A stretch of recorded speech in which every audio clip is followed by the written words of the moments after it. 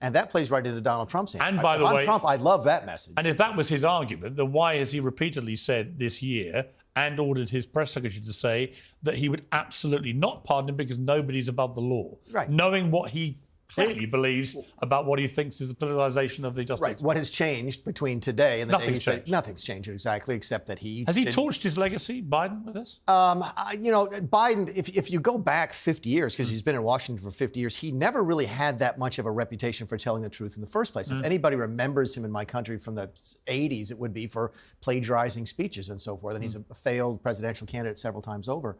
So I'm not sure how much legacy he had in the first place. I think he will go down in history as a Democrat hero for one reason and one reason only, and that is he beat Donald Trump in 2020. Right. And that was enough for them.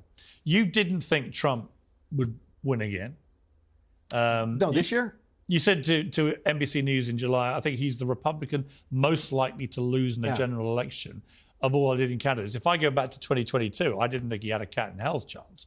It's an astounding comeback. It really is. I remember, I was against him running in the primary because I thought he would lose. Keep in mind, when he announced his primary in November, I think, of 2022, our Fox News broke away from the speech at Mar-a-Lago because it was so flat. There were, what, 8 or 10 Republicans who thought they could beat him, and I thought he was uniquely positioned to be the weakest candidate that we have.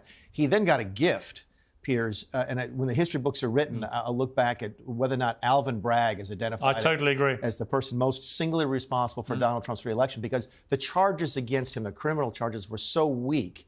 It not only made people sympathetic to him, it took the argument. Nikki Haley had to come to his defense. Ron DeSantis had to come to his defense. And his message was very powerful. This is the message. You and I both know enough about the business to know you have to be able to do it in short order. And this is his message.